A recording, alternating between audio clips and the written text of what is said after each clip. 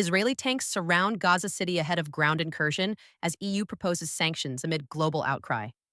Israeli tanks were stationed on the edge of Gaza City on Wednesday, ahead of a planned ground operation into the enclave's largest urban area, according to eyewitnesses and satellite imagery. Amid the military buildup, tens of thousands of Palestinians continued to leave the city, which was estimated to have a total of about 1 million inhabitants, many of them already displaced multiple times, before Israel announced its plans for a ground incursion. While the Israeli military announced Tuesday that the ground operation had begun, eyewitnesses and satellite images revealed that tanks had yet to enter the city. Israel's new operation comes in defiance of international condemnation, and as the United Nations and others have warned that the assault will worsen an already dire humanitarian crisis, with parts of the Gaza officially declared under famine. On Tuesday, an independent UN inquiry concluded for the first time that Israel has committed genocide, which Israel denied. Over the past 24 hours, 98 people were killed across Gaza, according to the Palestinian Health Ministry, bringing the death toll since the war began over 65,000 people.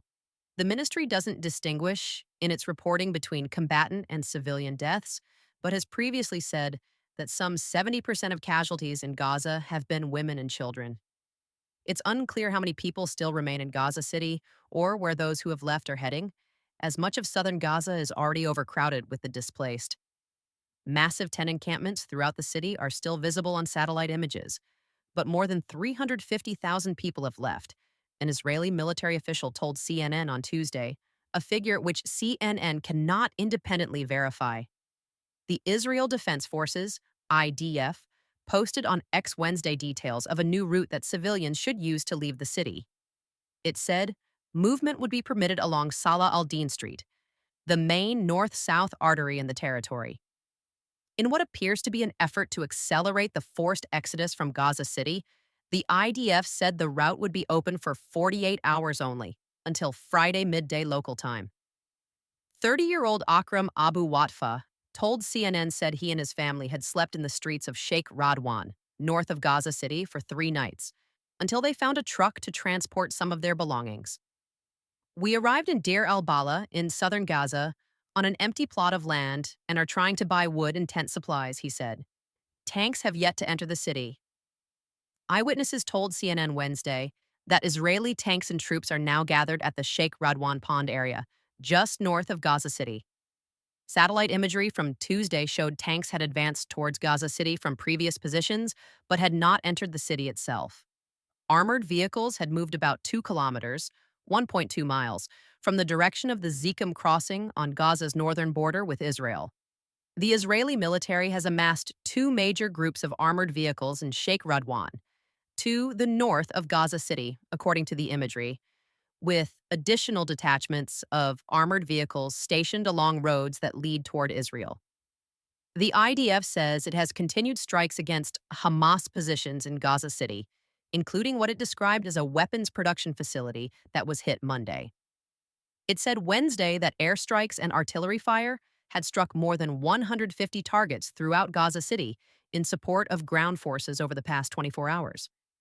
The Palestinian Health Ministry said that among places struck was Al-Rantisi Children's Hospital in Gaza City, the enclave's only specialist hospital for children. The ministry said the upper floors of the hospital, where 80 children were being treated, were hit 3 times. It did not issue details of any casualties. CNN has reached out to the Israeli military for comment. An NGO working in Gaza City, Medical Aid for Palestinians, said that emergency departments in the city's hospitals were overwhelmed with casualties and are working with severely depleted stocks of essential medicines and supplies. Global pressure builds. International anger at the Israeli operation in Gaza City continues to mount. The Chinese Foreign Ministry said Wednesday that it was strongly opposed to the offensive and urged Israel to halt its military operations in Gaza at once. Qatar, Saudi Arabia, and Canada also condemned the Israeli offensive, and the European Commission proposed new trade sanctions targeting Israel and far-right Israeli ministers in response to the ongoing campaign. If the measures are approved by the European Union's member states, the bloc's free trade agreement with Israel will be partially suspended. Last week, European Commission President Ursula von der Leyen said the Commission would propose to suspend trade concessions with Israel, sanction extremist ministers and violent settlers, and put B,